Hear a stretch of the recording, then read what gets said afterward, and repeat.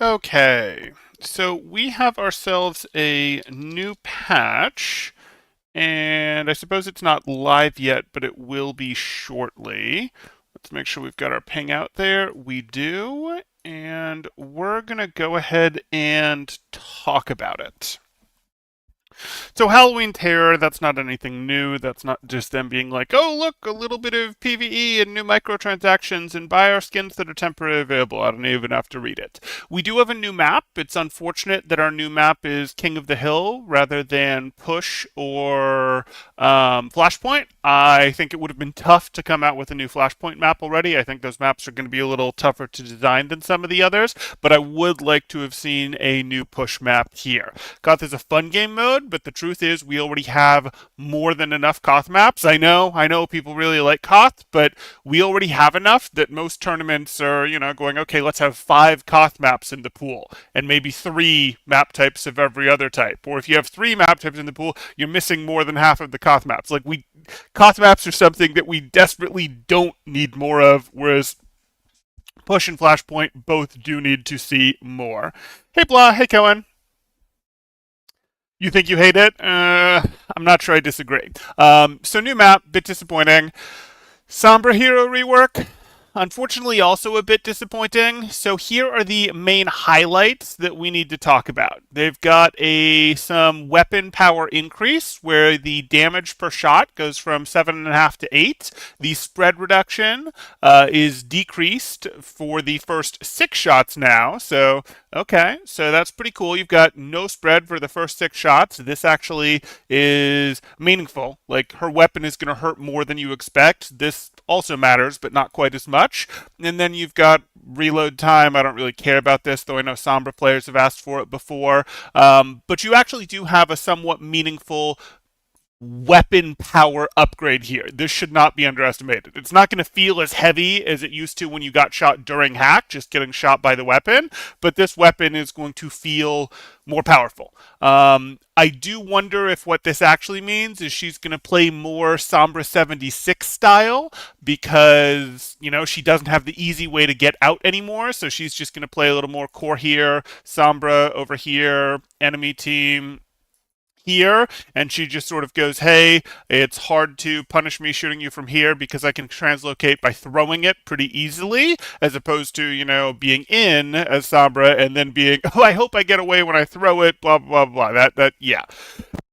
But maybe they've accounted for that by nerfing her ult, which they have done.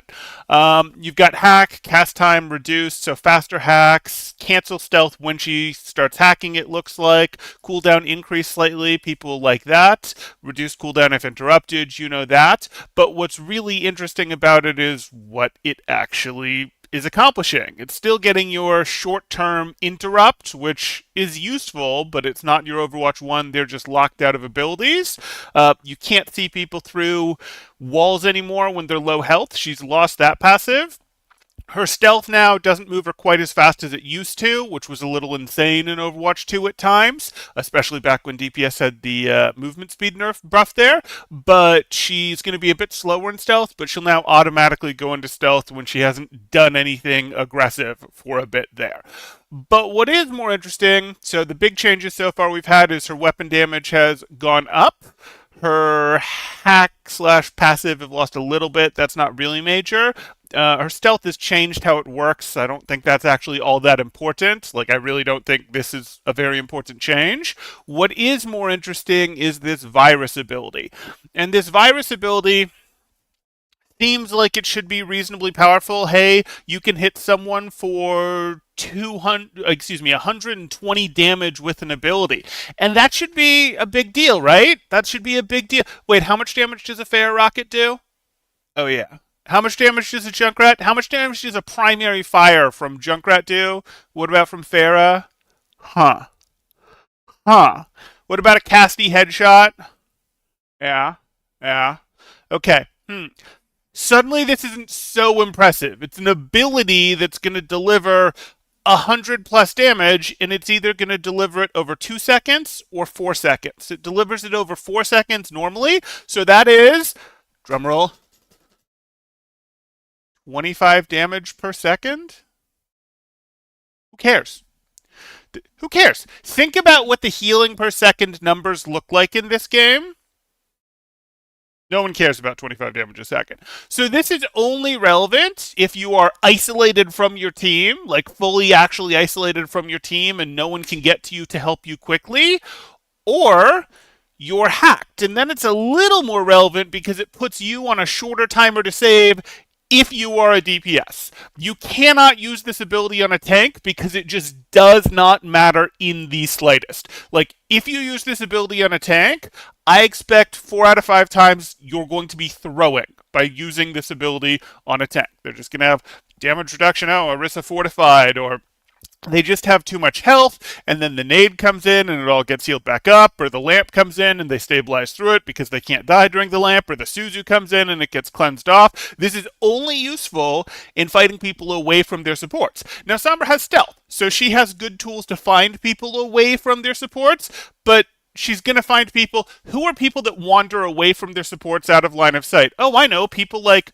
Tracer. Let's get a different color to write with here since that's already black. People like Tracer. Oh, wait. Tracer is never going to get caught by this because she will recall out of it, or, and but she's hacked, so she can't recall out of it. Oh, okay.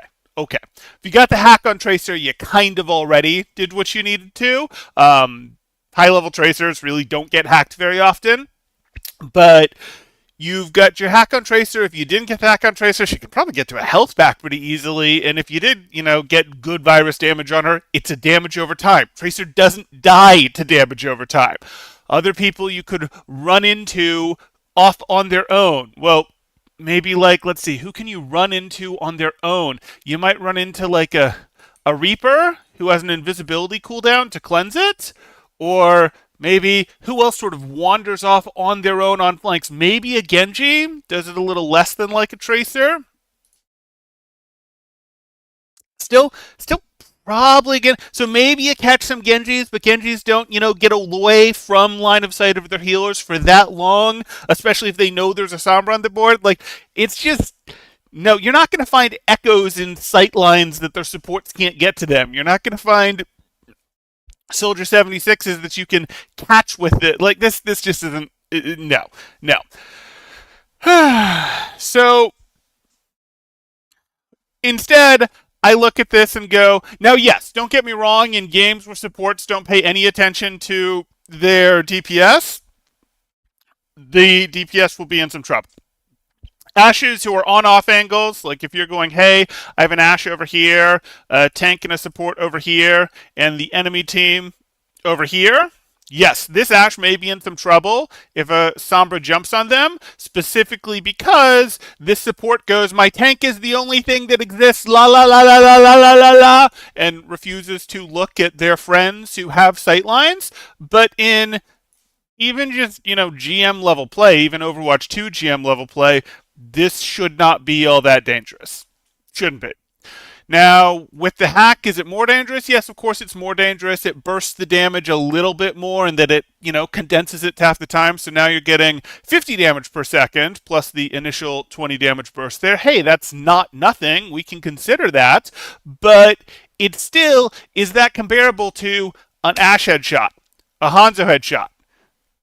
Oh, what do we get into? Echo Stickies? Okay, it's comparable to Echo Stickies, but Echo Stickies are followed up with another ability, Focusing Beam, her finisher. Okay, that's part of what makes Echo Stickies work. Echo gets mobility, plus a burst move, plus a stronger burst move when people are lower health. Sombra now only has the first one. She's got invisibility to go with it, but she's only got the first one. Yeah. Maybe that's the combo. Sombra hack, Echo Stickies, Focusing Beam. Anyway, doesn't matter. So I don't actually think this is going to be great in moderately high level play. On ladder, yes, Sombra could still absolutely be annoying. People won't like her lower on ladder. That's kind of always been Sombra's case, though. People hate her low on ladder. People hated her throughout most of ladder, and then she was okay in organized play. Now she's going to not be good in high level organized play either. But still be bad in, not be good in higher level unorganized play. So she's just she's viable in less places now. Not a great change. Okay. Cool. So we look at this. You think she's going to be busted, Kigo and Blah? Yeah, I don't think so. I think it might take a tiny bit of time for players to get used to her, but I don't think once we get into GM on ladder, and I know that's a small percentage of the player base, but uh, again, you have to go, what is this compared against? What else could you be doing with a DPS? And if you could be getting DPS plus, stickies plus focusing beam, you could be getting Ash or Cassidy headshot damage. You could be getting, um, you know, you could even be getting Genji's ability to do some damage to something, sort of not have it super worried about it, and then dash through and immediately finish them off. Like these are all better pieces of burst, and in games that have very high healing and very good invulnerability tools, I just don't see it as all that great. But hey, Sombra will be OP in silver. You think that Sombra could be good in a 6-man type comp, maybe? Worse than the previous one. The previous one absolutely made someone feel pain in 6-man type comps, though.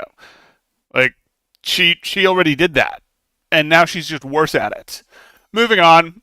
This is, virus. We talked about it. Translocator, you automatically teleport when you throw it now. It moves faster, activates faster. Fine, whatever. The idea is she can't pre-throw it, run in, stealth, and then teleport out. Now she's going to have to run in stealth, fight a bit, and then if she wants to get out, try to throw it to get out, but that's not nearly as instantly out as before. So she's both not able to instantly save herself in a game that has high burst damage, which makes her worse, and she doesn't deliver high burst damage herself the way some of these others do. I'm sorry, 100 damage over 2 seconds. I know she's also going to be shooting at them, and I know it's 120 damage.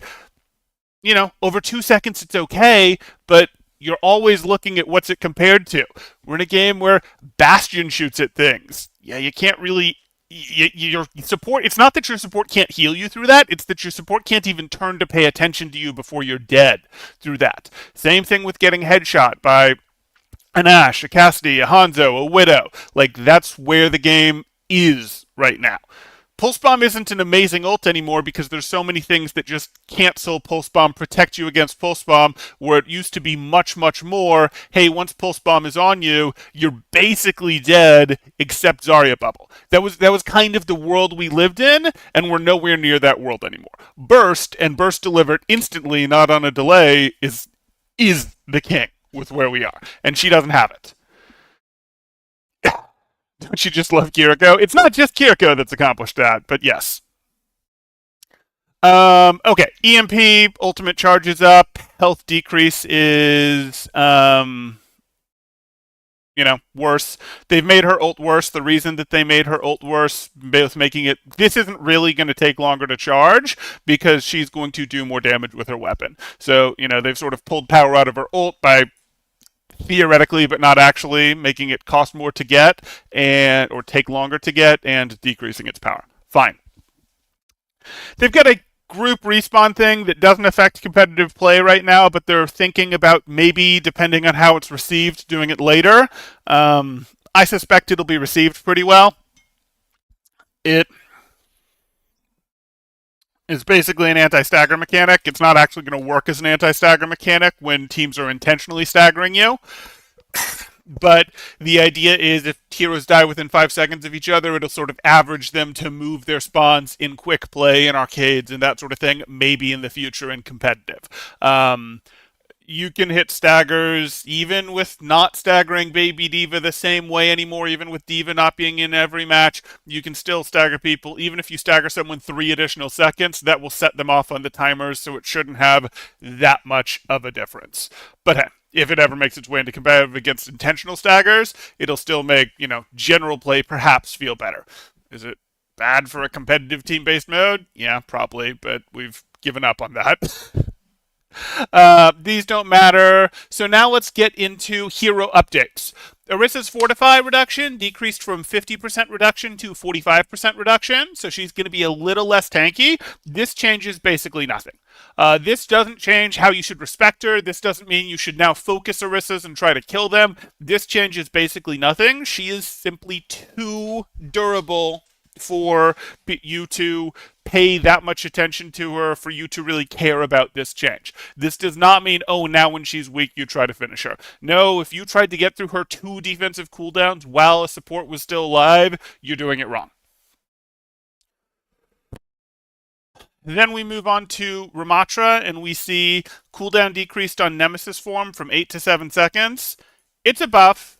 It's more meaningful than the Fortified decrease is. Like, that's a nerf to Orisa, but it's not a terribly meaningful one. This is a more meaningful buff than Orisa's nerf was meaningful.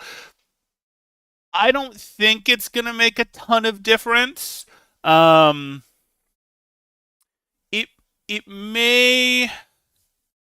I don't think it's going to be a ton of difference. It might be one of the more impactful things on this list, though. It's just not a very powerful patch, truth be told. So that's a tank buff. Yeah. Temporal, unranked, doesn't matter. It's true. It's true. We get over to Wrecking Ball.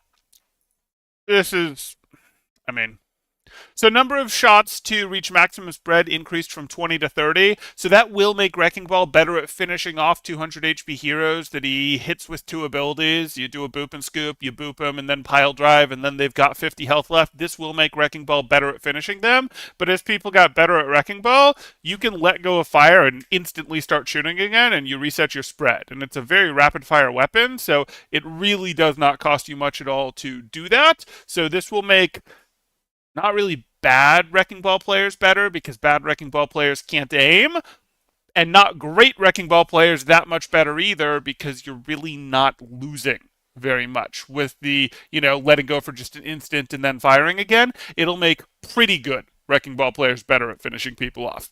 Funny how that works. It will make good Wrecking Ball players a little bit better, because you don't have to let go as quickly, and letting go does cost you a little bit of damage, which gives more reaction time. But yeah. Okay.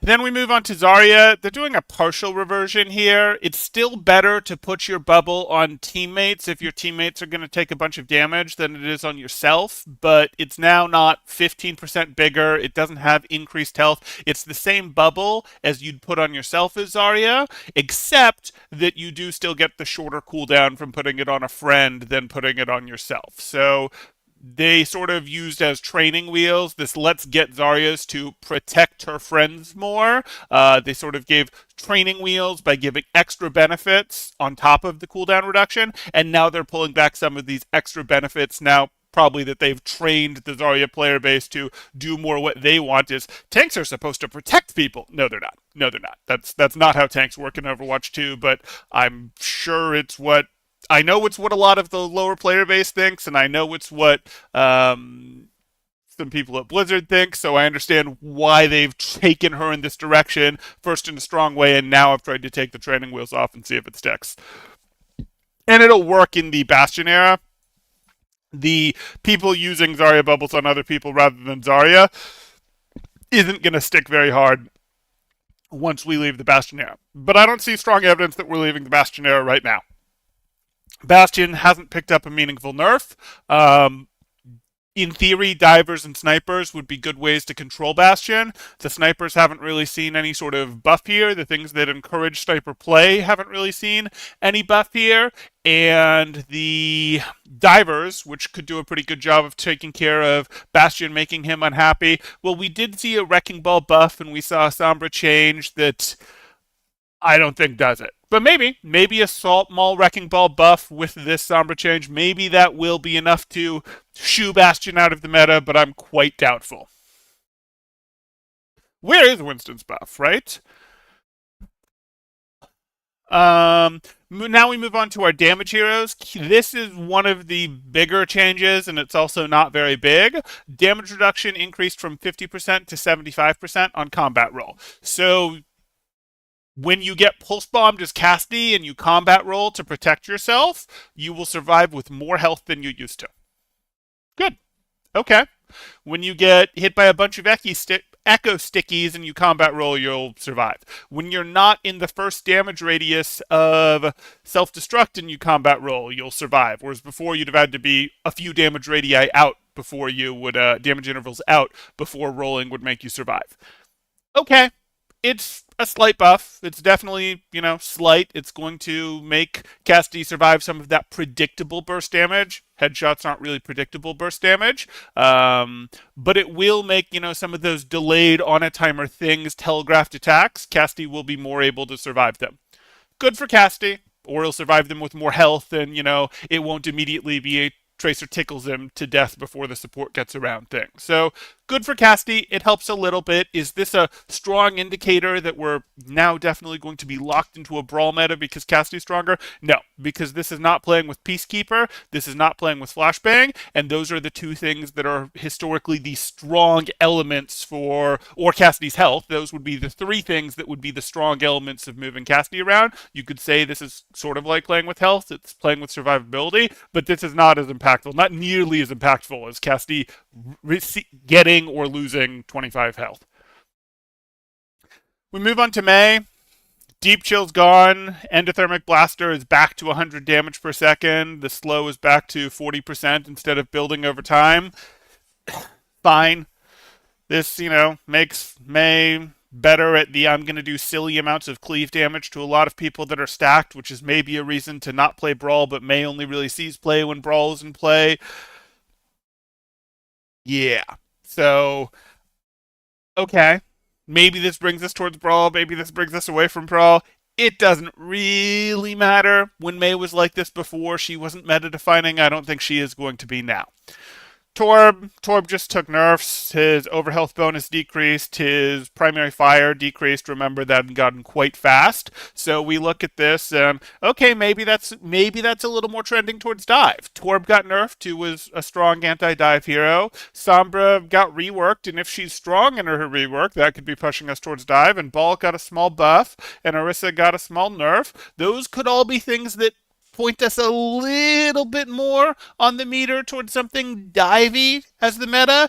I don't think we're actually going there, but these are things that are okay, small bits adding up here and there, maybe. We move on to support. Brig, whipshot damage, 70 to 80. I'm not sure why we're buffing supports. I know. Brig is not the guilty party who, oh my goodness, Brig. She's maybe the guilty party in Overwatch 1. In Overwatch 2, Brig is not the guilty party of support creep, of, oh my goodness, too many supports are too powerful, etc. But just on principle, I don't think buffing supports is a good idea right now. Clearly, they've decided on a design principle of supports just are the most powerful role, and therefore it doesn't matter because you're locked to only two of them. And yeah, that's true. You can have competitions work like that, but I think people would like to see supports be a bit weaker at this point. Illari, this doesn't matter very much. I've seen people call this a big nerf, nerfing her secondary fire healing from 120 to 105. It's really not very important. The majority of her healing happens through her pylon. The secondary fire on her rifle for healing people is really just for stabilizing tanks later in the fight. That's, through burst windows. Oh my goodness, here's a big burst window. My tank got discorded and is now holding their shield up. Let me, massively heal them back up. Or, oh, there's a bunch of stickies on them. Or, oh, there's a window shooting at my tank. Let me heal while my tank gets to cover. This is very temporary measures. Her using her secondary fire to heal. Not terribly important. Not a very big nerf. This is a silly high amount of healing per second that can happen while the pylon is also healing someone. And this is still a silly high amount of healing per second that can still happen while the pylon is healing the same person. We've nerfed a support's healing to 105 per second. What? We've nerfed a support's healing to 105 per second. Remember when Mercy did the most healing in the game per second, and it was less than she does now? You guys remember that? Yeah, different game. I know. Okay. So those are all the changes that we see. Nothing crazy here. New map, I'll take it. I'd have again preferred push or Flashpoint. I look at this and I overall say these support nerfs really don't matter. These damage buffs, May Reversion, this buff for Cassidy. This matters very slightly, but I don't think it's going to drag Cassidy into play. Like, yes, it's a buff. It's actually one of the bigger things on this patch, I would argue, but I don't think it's going to make Cassidy one of the now viable, good meta-shaping DPS the way that Sombra was a couple patches ago, the way that Tracer has been. I don't think it does that. The way metas form right now is around which DPS are viable, because there are multiple viable tanks. There are multiple, like, tuned high tanks. There are a ton of tuned high supports. So how you determine how you build meta compositions right now is you figure out how to get to DPS that are not throwing by picking the heroes. I'm serious. That's how the meta is shaped right now. It's a little weird because DPS is in some ways the least impactful role, but you're in a position where finding the DPS characters that can almost sort of keep up with the other roles, and there aren't very many of them, is how you build the metas right now, because there's plenty of viable tanks and plenty of viable supports. Not a big change. Yeah. Slight buff, not big. Again, one of the bigger changes, I think, is this going to move us harder towards Brawl? No, because he's still not really the right tank for dealing with Bastion stuff. So yeah, do I think we're looking at a very big meta change? No. I think we're going to see a lot of the same things we were seeing before. I don't see big meta changing things here. I think we're still going to see a lot of Bastion. I think we're still going to see Sojourn, Genji, and then, Queen or Zarya comps. I think this is going to be a case of not very big changes that we're looking at. But what do you guys think? I'll catch up on chat now. You guys have now heard my thoughts. I just don't think it adjusts very much. If it does adjust, it adjusts slightly in a dive direction, and I don't think we're actually getting dive though, because we didn't get that Winston buff, blah. No. So let me do a quick look through here, see if I missed anything interesting in chat. Brig plus damage still not as good as Lucio. That's mostly true. 3 CP guide when?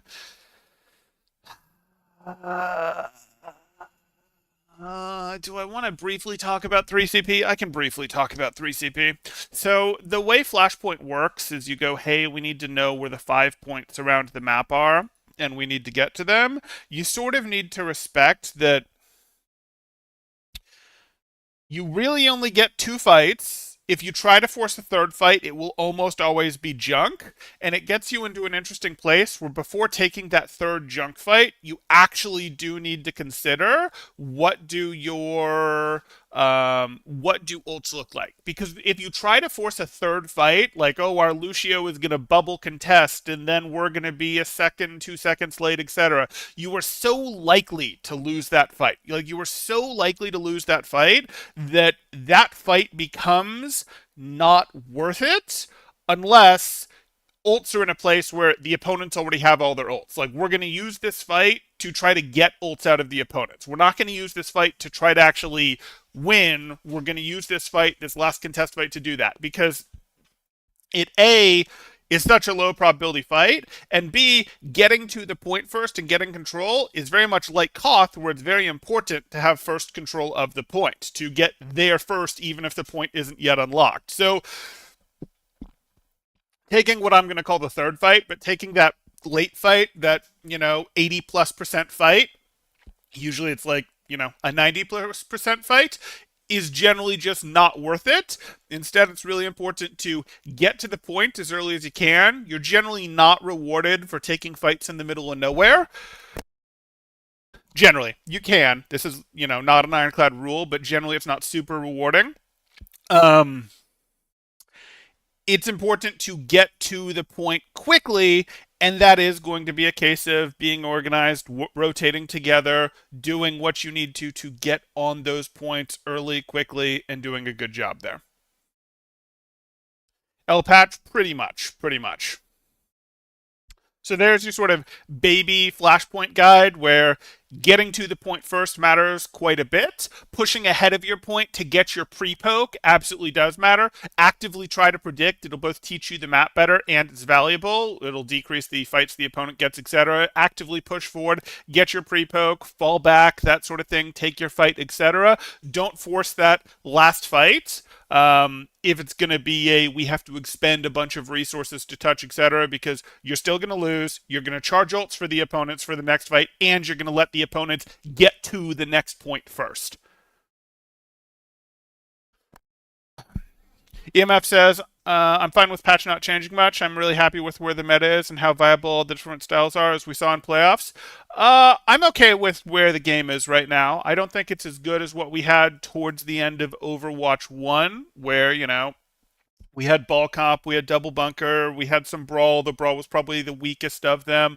I thought that was a better total. But yeah, for Overwatch 2, this has been pretty balanced, other than we've actually got more kind of viable DPS than we've had in a while. Should Bastion be as centralizing as he is? Probably not. You don't have to play Bastion right now. You can play other comps, but Bastion is probably a little too overtuned, and you can say, but Bastion isn't cheese anymore. It's Overwatch 2. It's a different Bastion.